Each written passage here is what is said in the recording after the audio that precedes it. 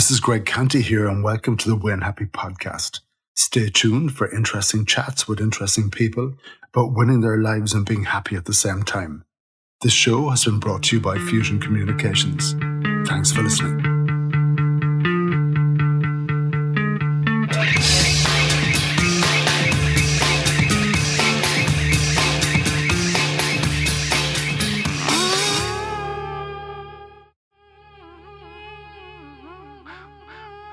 On today's podcast, I chat with Conor Cuneen, motivational speaker and work culture advisor.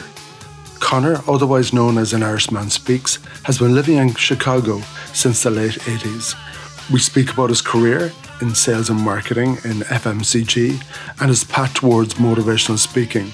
Humour is at the heart of everything that Conor does, and on the podcast, he explains his 5 micro-goal formula for a better culture in the workplace. Let's hear from Conor.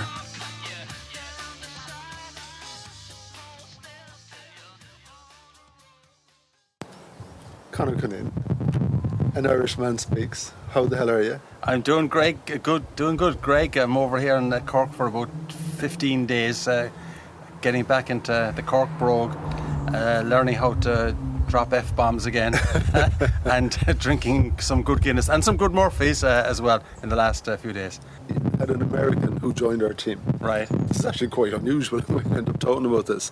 So, new graphic designer, senior designer, all that kind of stuff. Put the job out there, and 5 candidates it came down to. 3 Irish guys, an Italian lady working in Cork, and an American girl who was about to come to Ireland with her husband.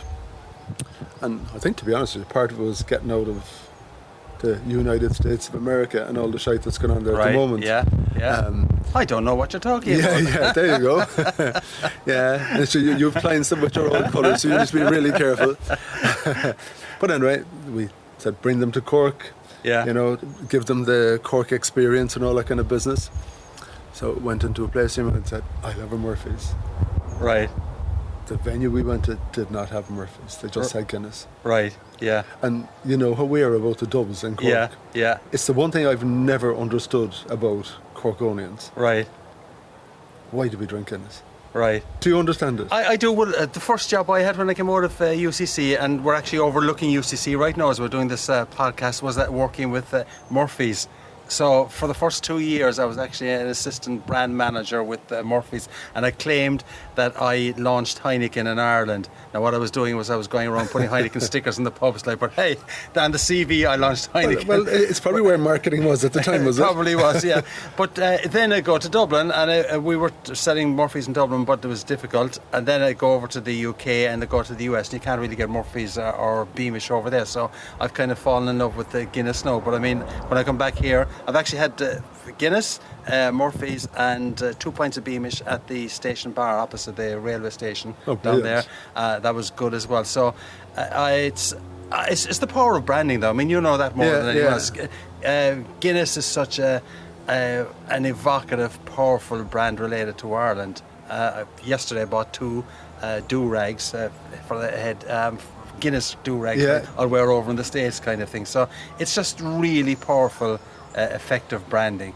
Product quality between that and Murphy's, really no different. I was on Nice Ferry yesterday with my 2 brothers. Drama people, they had no Guinness in the pub. They had run out of Guinness, I swear to God. So the young lady who was serving us, she was a Spanish language student, didn't have a whole lot of English, so myself and my 2 brothers were kind of ball hopping her. And if you're not natural to the language, like, you don't necessarily understand it. So I was saying, how can you run out of Guinness? This is a tragedy. But they served 2 pints of Murphy's instead, and that was absolutely perfect, beautiful stuff. Yeah. So creamy pint. Creamy pints. I actually just sent a note out to my family members on WhatsApp. Although my sister-in-law in New England, in Long Island, calls it the WhatsApp app. Yeah. So I sent a message out on the WhatsApp tab to my family saying, tragedy, what am I going to do? No Guinness in the pub. But it goes back to the power of branding, I think, which is what your business is all about, and what is needed to be able to make a connection with people. And in a way, you think about the power of branding, and it's bigger than your loyalty to your place, and that does show you the power of branding, really. Yeah. Yeah. You are aware now there's some flute after starting off from some sort of a machine next door. Yeah, hopefully it won't be too bad. But Yeah. But will I put the head over the wall and tell them to put a knot in it, will I? I'm not sure who it is, but... we should maintain neighbourly relationships. Yeah. I'm only here for a few days. I don't want to cause a civil war. And you say you're only here for a few days. Now, this is one of the most spectacular views of Cork City I've ever seen. Can you, for the listener, can you just paint the picture, and both the listener in Ireland and the listener back home, where, you know, I think your life is built to this stage? Right, yeah. Well, we're actually in the Sunday as well. I'm staying in the mother-in-law's place at the moment, and we're overlooking the River Lee. The house is one of these houses I think would have been built in maybe the 1870s or 1880s, I think. There's a 200-yard frontage maybe down to the River Lee, Greg, it might be. And it's then like a football pitch. It's like a football pitch, and we can see UCC over there across the way as well, Fitzgerald's Park. But it's just beautiful, tree-lined, and a really good view of Cork City. Yeah. Well, it's great to see you. I'd like to say we've had a relationship for a long time. I don't even know where that starts. I was trying to how it started. I was trying to explain that to Deirdre, my other half. She was suggesting, was it around the Love Cork kind of thing that we were doing? Is that how it started? I don't think it was. I'm not sure how it started, but I think it was probably through LinkedIn originally or something like that. And after that, we just stayed in touch over the years, but it goes back quite a bit, all right, yeah. So tell me, who the hell are you and where did you come from? Right, well, it's Conor Cuneen, Monash Conor Cuneen Middleton is where most of the history started, and as we were talking earlier, did a BCom over there in UCC. Right now, just to cut to the main point, working now in the United States as a keynote speaker, business presenter and facilitator. The brand is Irishman Speaks, and the Twitter handle website is irishmanspeaks.com. But how I got there was I did the commerce degree over there in UCC, Murphy's Stout initially, and then I was with Nokia, probably my favourite company of all time. But I was with Nokia when they were actually in paper and disposable diapers. Oh, wow. And Norman Kilroy, who was our managing director, who was a lovely man, a great manager and leader. I always think highly of him. I remember we were talking at one stage that these guys in Finland were getting into telecommunications, and we both agreed, and all the rest of us around the table said, that's only a phase. They won't make anything out of that. So I spent about 9-10 years with them, and then transferred over to Best Foods. That would be Hellman's Mayonnaise, Knorr Soups and Sauces, fantastic products, fantastic brands.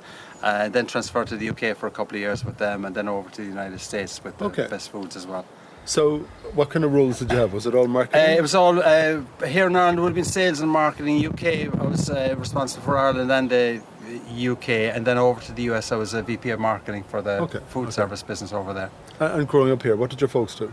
My dad was Dr. Cuneen, Middleton, County Cork. Oh. So my mother was Mrs. Cuneen, the doctor's wife. Yeah.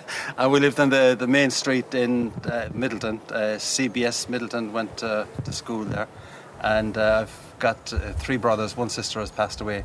Okay. So we'd a good old crack down in Middleton, I gotta say. Yeah. What were the conversations around the kitchen table? God, I can't. It would have all been about soccer. Oh, would it? Yeah.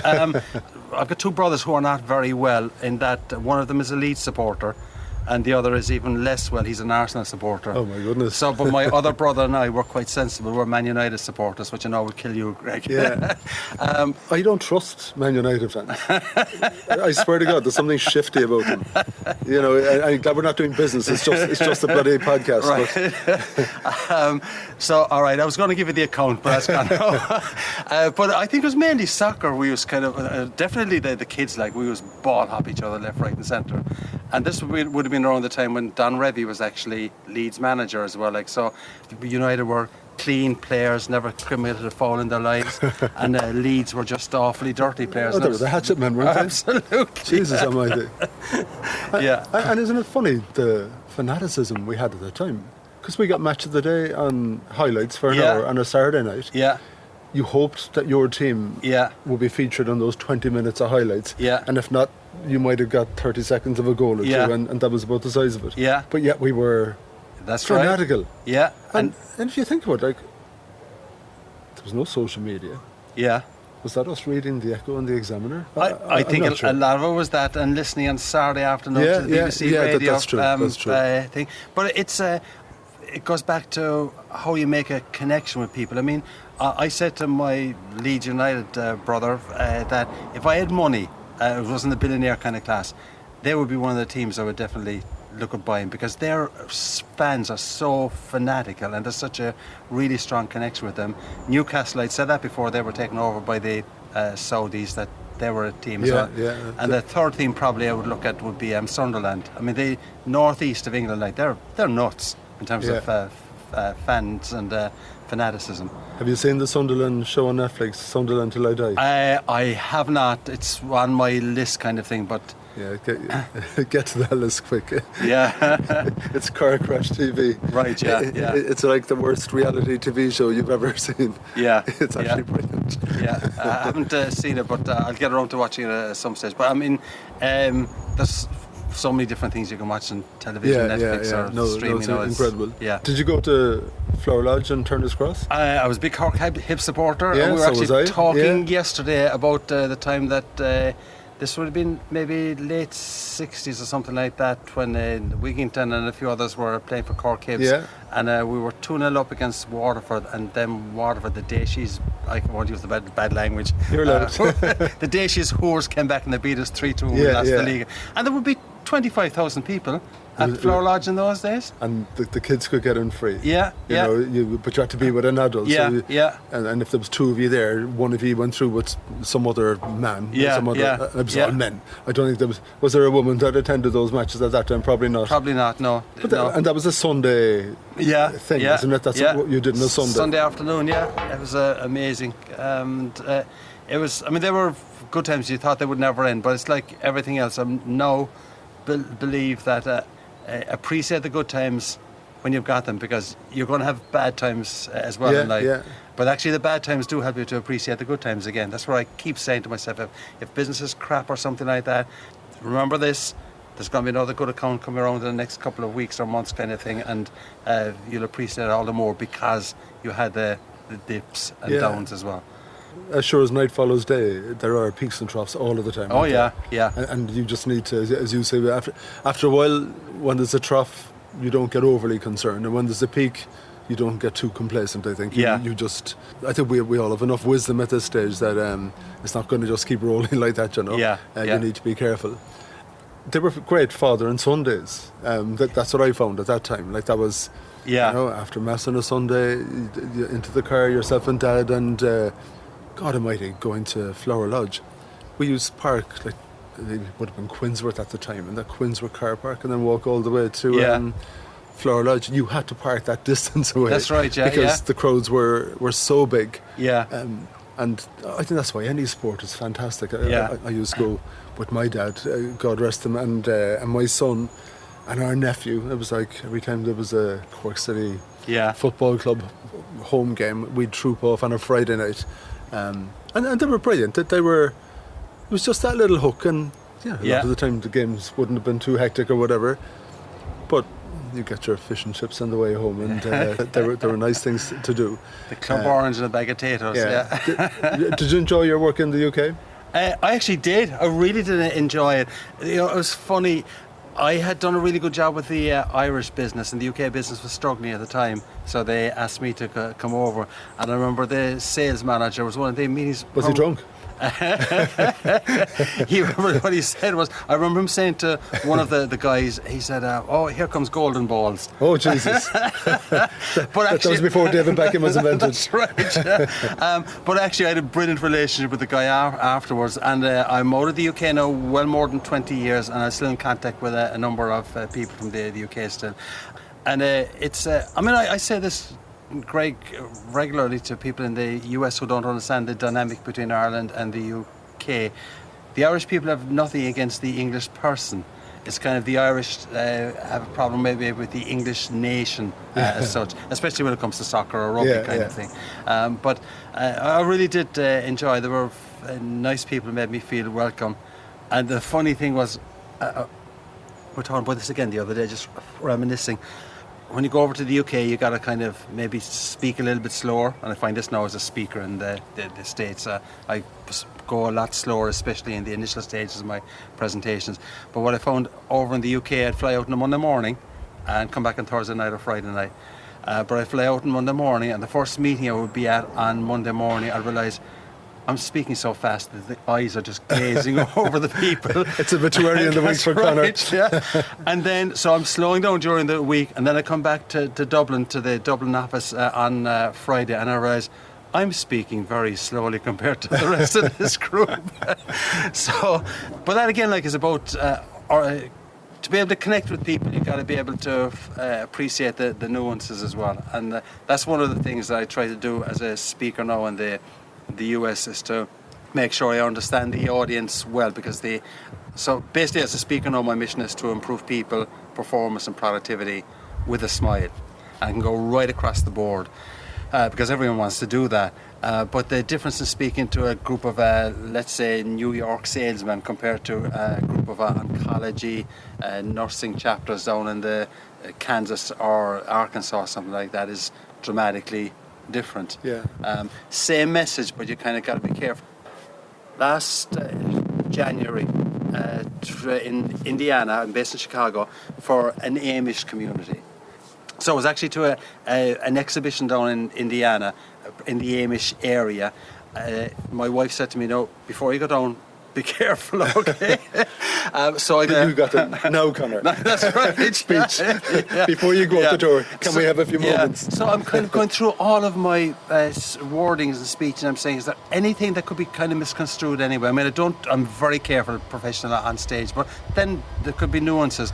But I got out to this place in Indiana, and it's a big exhibition hall, primarily Amish community there, and it was geared toward people who are in the furniture trade, artisan trade, and Amish are really good at that in the US. I swear to God, no BS, I've got photographs there on my phone. Most of the parking lot was taken up with buggies and horses. Whoa. I swear to God. Yeah. I show you photographs after the podcast. So you'd have about maybe 250 or 300 people in the audience. I was speaking on a Friday morning and a Saturday morning.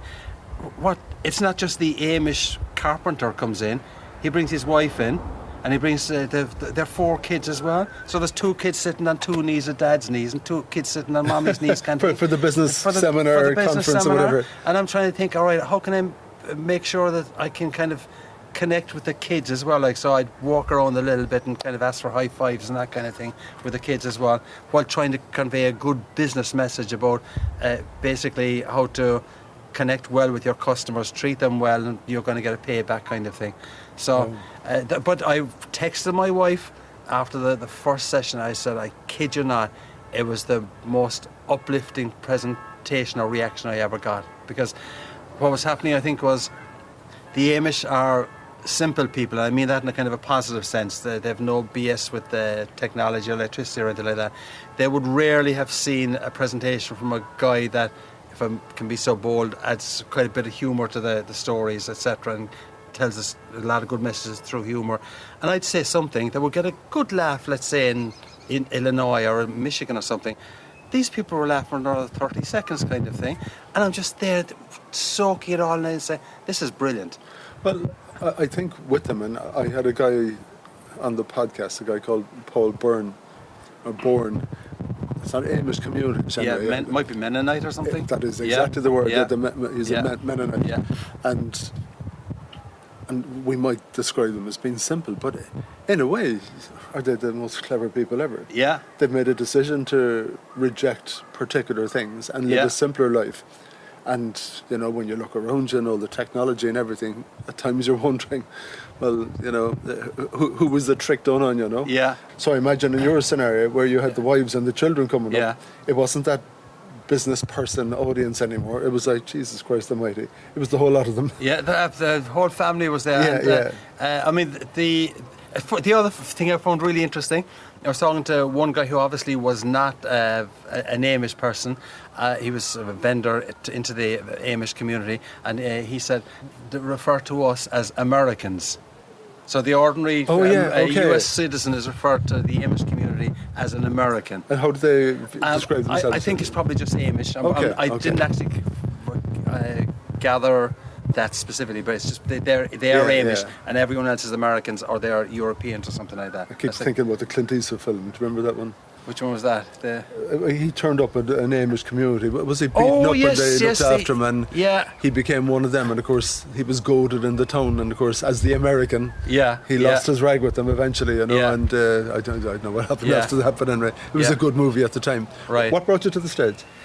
It was corporate relocation. I had been working in Ireland, done a good job here, went over to the UK. I was there for 2 years and was able to turn their food service business around, which was struggling. They asked me whether I'd be prepared to go over to the US, so I went over, had a look, and I came back and I told my darling wife we should go to the US, and I dragged my 14-year-old daughter over. What year was that?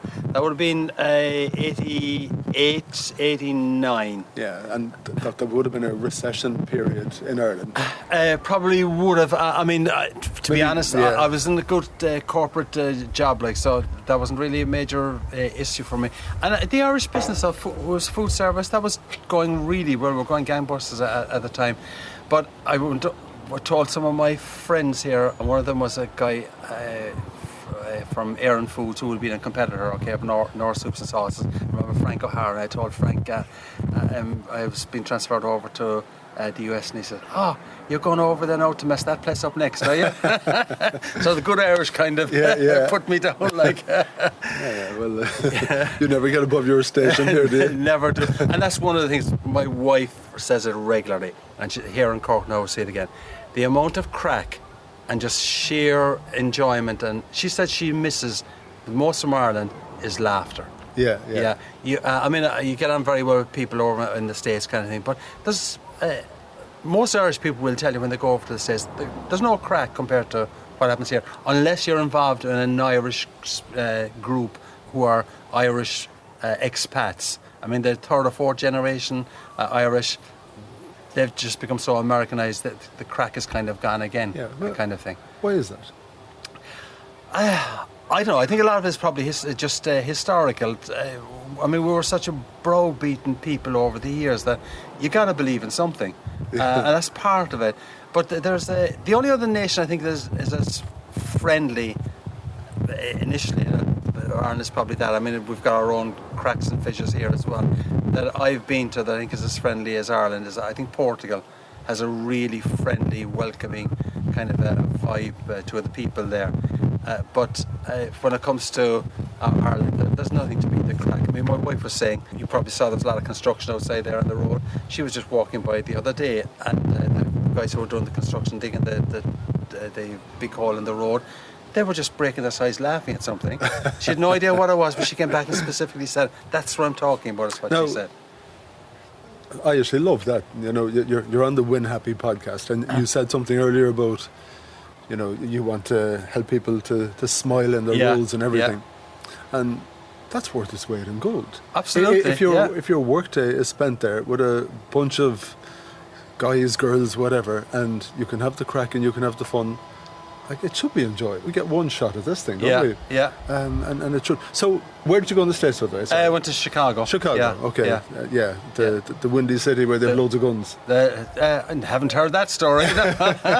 Yeah. I mean, again, it's reputation. I mean, there are parts of it which are very violent, but again, it's kind of symptomatic of the United States. There's parts of it which are very violent, poverty-ridden, over-policed because of the violence kind of thing. No income or taxation being kind of generated in some of those cities, and then you go to other parts. I live in Naperville, but the same population as Cork, better planned because it's a newer kind of community, pretty high income, which means we've got huge taxes. I mean, I pay $1,000 a month property tax for an average size house over there. That's not a big mansion, but the property taxes are accepted as part of the lifestyle. But because we pay a lot of taxes, we're extremely well, great road services, great electricity, extremely well policed, like thoughtful policing kind of. I say to people that a serial criminal in Naperville, where I live, is someone who goes through a stop sign 3 times in a month. I mean, it's the amount of crime there is nominal because you're high income, good education, which allows you to have good kind of responsible policing. And then you go to another place that might be 30 minutes away, low income. The police force is in each city is kind of independent.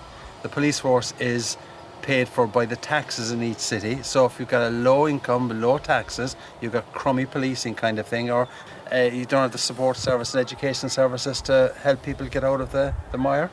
So it sounds like the nice spots are safe and they'll thrive, and the shitholes will stay shitholes. Excuse my French. The US is a totally two-tier society. I mean, you know all probably the stories about healthcare kind of thing. Yeah. If you've got healthcare, you're fine. I've got a 52-year-old friend who just had a pretty serious stroke. He's a nurse. So I said, how are you fixed for healthcare? And I don't know if he'd be able to get back to work.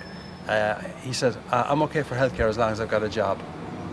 And what's going to happen, or may well happen in the US, is that he works in a hospital, but these are profit-orientated places. They'll probably say in 6 months' time, you're not coming back to work, goodbye. He now has no healthcare, and the support system is crap. So the day you're left go there, which is an easy thing, I think, relative to here, it's a fairly bleak prospect. Yeah. But let's talk about Win Happy Hour. Isn't it kind of shocking what I threw at you about Chicago, a place I've never been to, a place that's turned up in a few bits and pieces of TV series, what you get in a few news snippets. And I'm just thinking about it, like I had it all wrapped up, didn't I, in 2 lines? Like, so totally wrong, I'm sure. Yeah. But isn't that shocking how a place like, we can talk about our places in Ireland as well. Yeah. And I think in a marketing world where it's fight or flight, you need to make up your mind, you need to decide where to go, we have to put labels on things to help us to sort them. Yeah. And when it comes to place, what's that place like? Yeah. So I had that in the right category, didn't I? Which is just... I mean, there's definitely parts of Chicago where it's not safe, but that's the same everywhere. Yeah. But then the tourist areas in Chicago and the lakeshore is just magic and beautiful. Yeah, of course. But talking about labels, I've been sent to a number of friends' brothers. Well, when you're coming out to the States again, he said, brother said, I've no interest. And another friend says, why would I go over there? And he said, I remember when you wanted to go over to the US. But I mean, the perception of the US now is that it's a awful. total crap show. Divisive, nasty, unfriendly. But no, so that brand has moved beyond Chicago. That's true, If you think about it, it's the whole place. It's quite toxic now. So that day when you started thinking, I'm not going to work for a corporation anymore. I'm going to do my own thing because I'm good at this. What was that thought process? Well, the thought process actually was kind of encouraged, shall we say, we were taken over by Unilever. And after a few years, they wanted me to come back to Europe. My daughter, Amy, who was 14, when we brought her over, had just started in Wake Forest down in North Carolina, so I didn't want to mess them up again. So basically, what happened was I told Unilever to get stuffed. They told me get stuffed. And with a mutual stuffing, so kind of walked away from them. But it was amicable enough, and I've got some amicable stuffing. Amicable stuffing. With Bisto or something. So I kind of was debating what I wanted to do, but I kind of decided I did not want to go back into corporate, and started doing some consulting for some Irish and European companies and providing information about the US food service market, restaurants, hospitality, etc., to Ireland and the UK.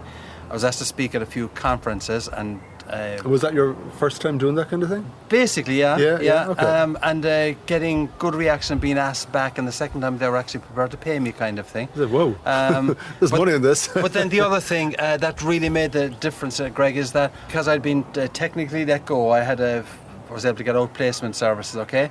And I saw the people at the outplacement that were being decimated by unemployment, okay? Now, I am very slow to use the word unemployment. I speak a lot now to people in job search as pro bono kind of thing.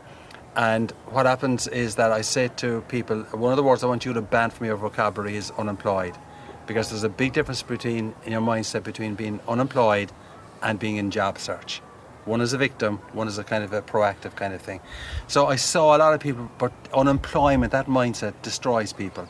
And when you've been a senior executive earning well into 6 figures and suddenly you're nothing kind of thing, I saw how badly it was impacting people. So I said to the outplacement company, I'll do a brown bag lunch on just how to stay motivated during the unemployment period or job search, as I kept going on to then.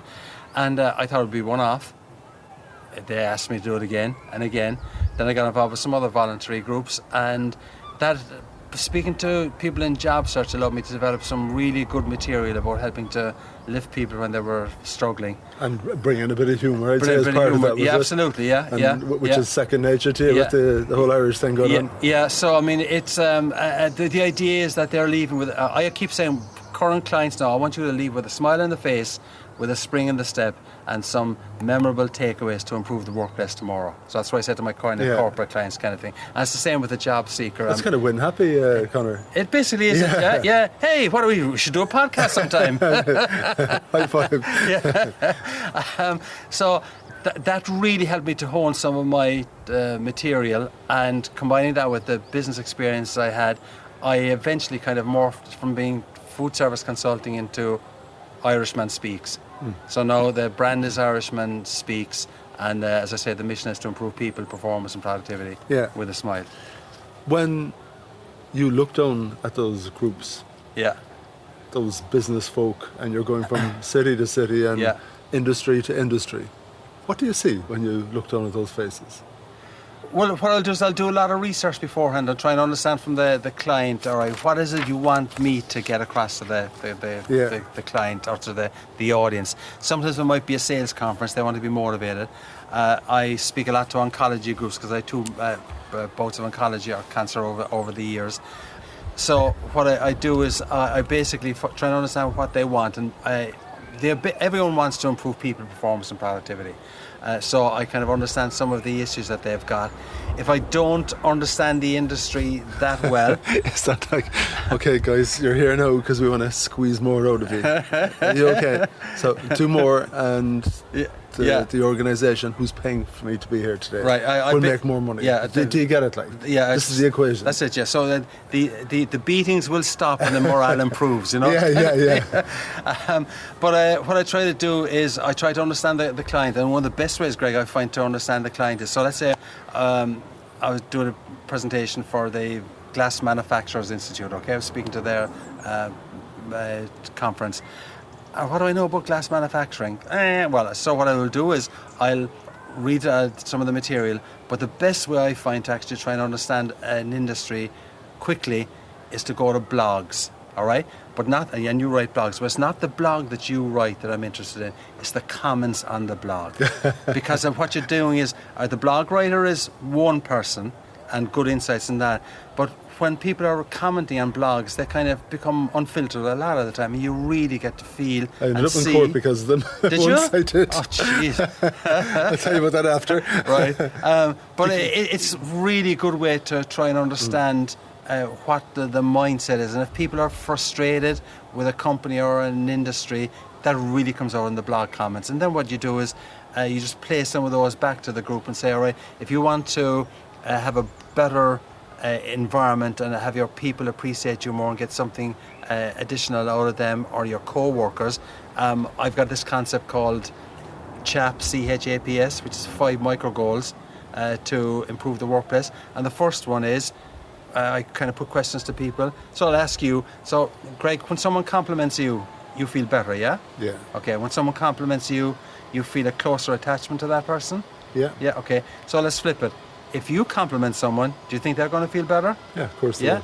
Do you think they're going to feel a better attachment to you? Yeah, big time. Okay. So the first micro goal I put to people is, from now on, make a deliberate effort each day to compliment at least one person.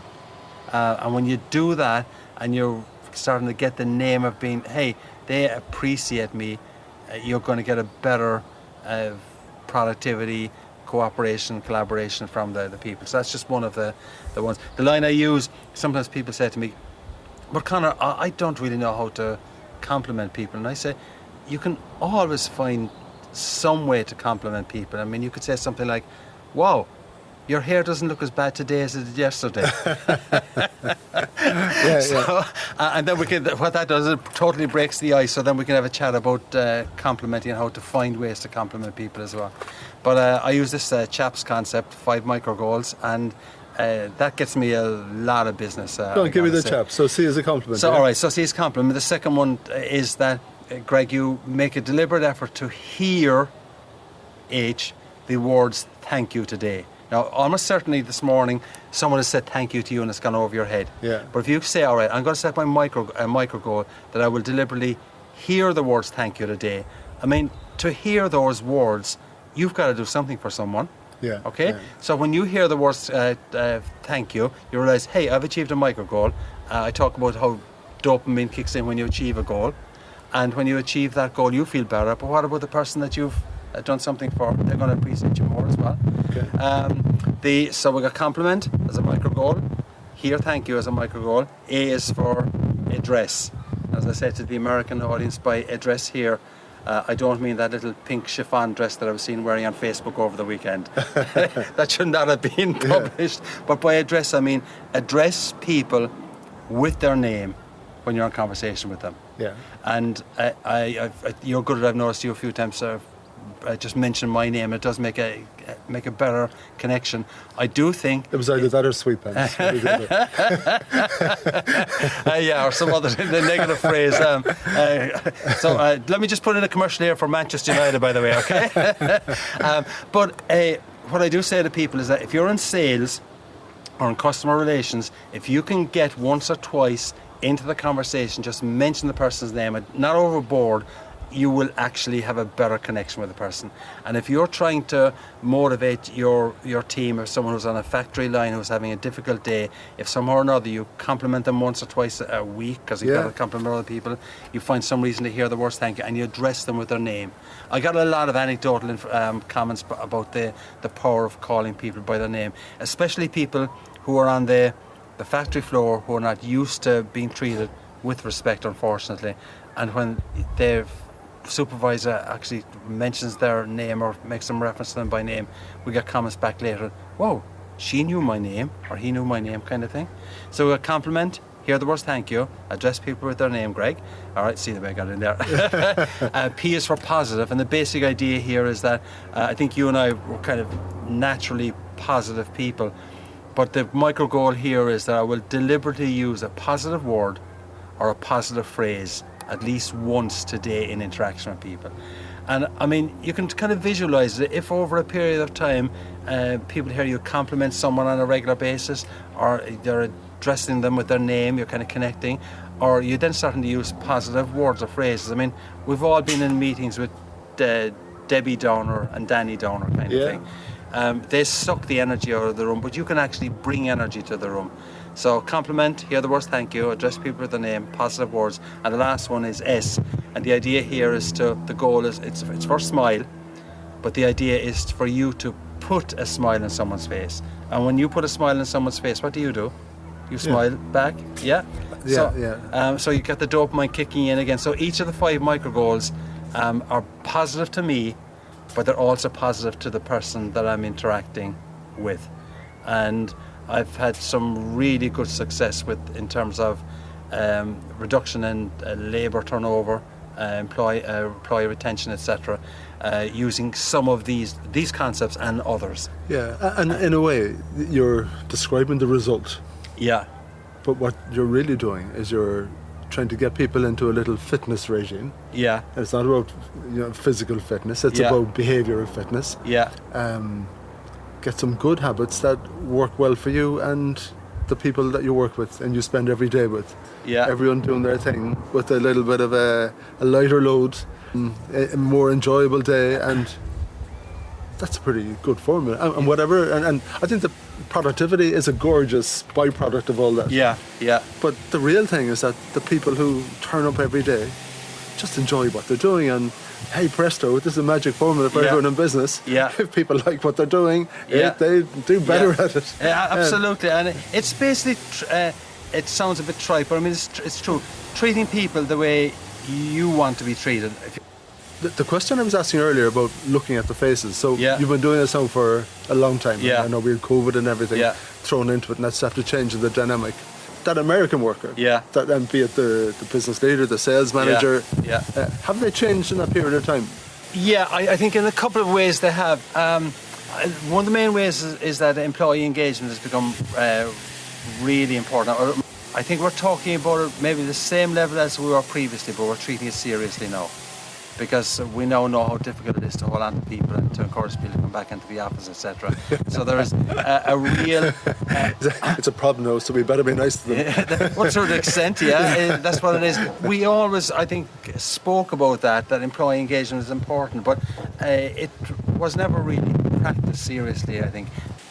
You're up for doing gigs with people, and I know you were saying you do that online as well. So I'd say in a post-COVID scenario, your product and your service is available to everyone that has a Zoom facility. So how can people get in contact with you? Basically, with the brand is Irishman Speaks. The website is irishmanspeaks.com. There's contact details there. Email is cc, Conor Cuneen, at irishmanspeaks.com. Or they can also probably look at the notes at the bottom of this podcast and see that you put in my contact details. Yeah, absolutely. And there's a learning product to come as well, isn't there? I've got 2 online programs about to come out. I do a little bit of stand-up comedy, not because I'm good at it, but it's just to hone my chops kind of thing. Well, I follow Man United. So I kind of, but that helps me sometimes with material for the keynotes, etc. And I do get regular comments, consistent comments that great messaging, but humorous as well. So one of the online programs I'm about to launch in the next couple of months is adding humour to your presentation, and it's a good concept. I've tested it with a few people. I'm optimistic that it'll be a few dollars in the bank kind of thing. Yeah. What's that fantastic line? They won't remember what you said, but how you made them feel. How you made them feel. I think that's genius, isn't it? Absolutely, yeah. And again, what's happiness to you? Happiness to me is having a happy family, and what I've said to people is what I want on my tombstone is just 3 words: he done good. And I think I live that without going over the top, but I mean I do a lot of voluntary work, and happiness to me is actually seeing other people being happy. I mean, I mentioned the Amish thing earlier.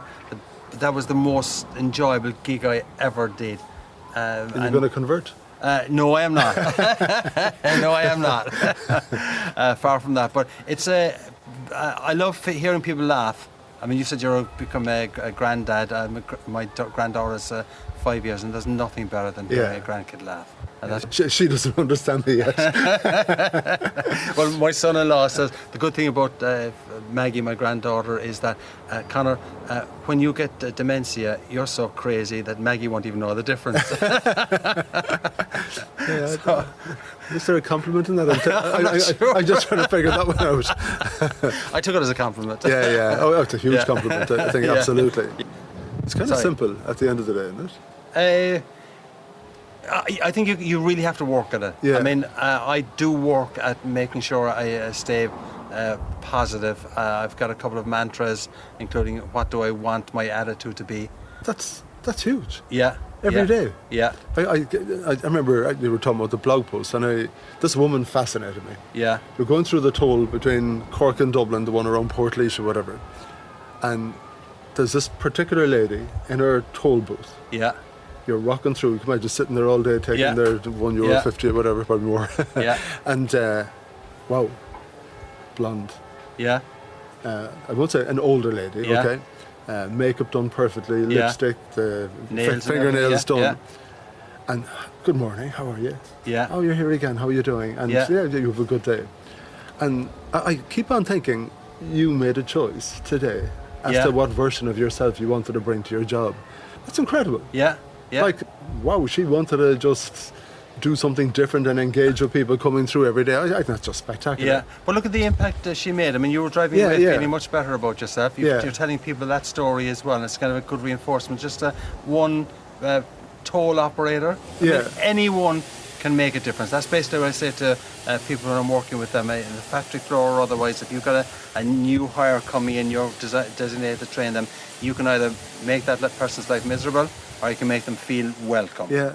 And so any one person can make a difference to other people. And by the way, when they're happier at work, better work gets done, you know. Yeah, absolutely, If you want to get all kind of like mercenary about it or whatever, it does work. You know, you do get the result. Yeah.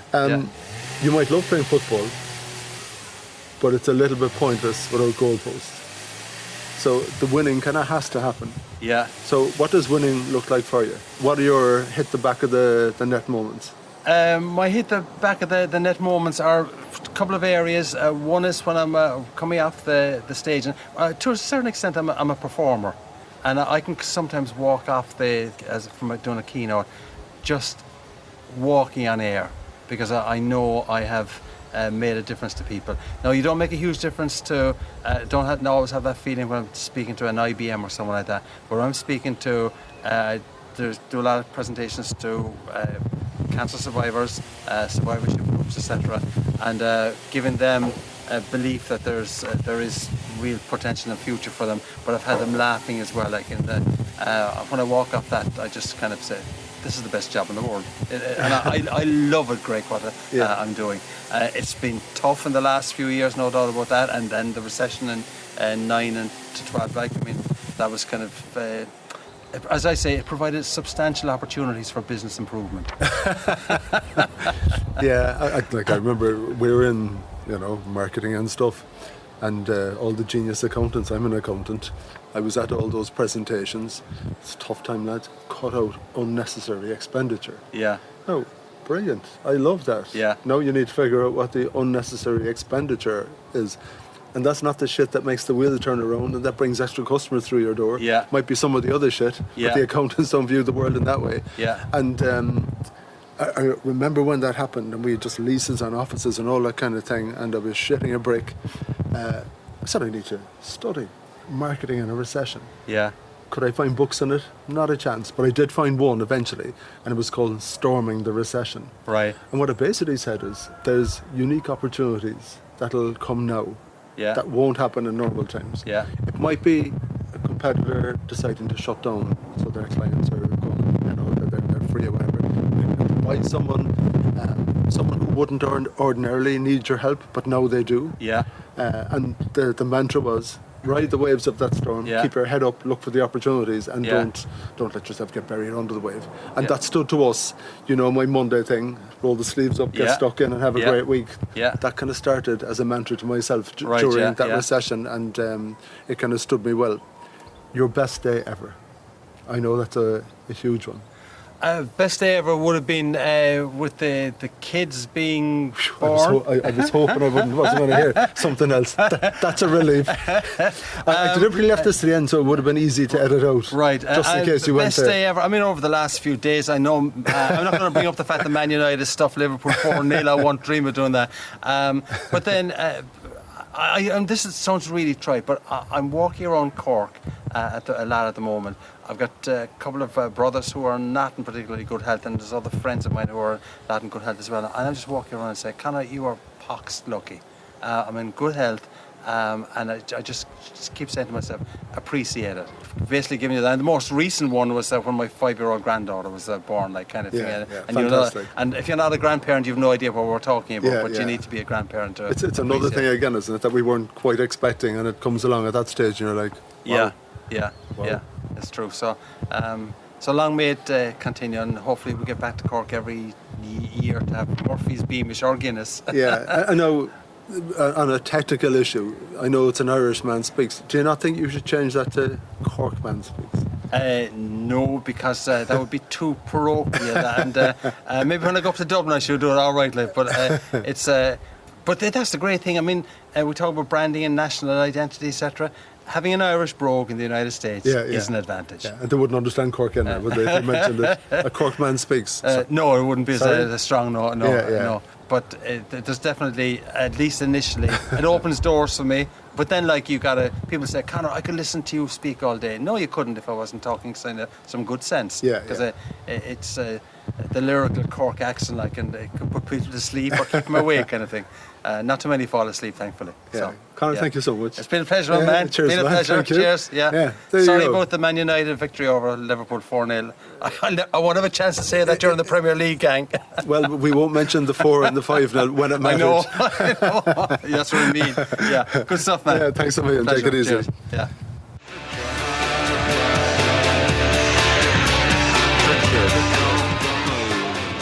Thank you for listening to the Win Happy podcast, which has been brought to you by Fusion Communications. If you'd like to get in touch, feel free to send me an email at greg@fusion.ie. So until next time, take it easy.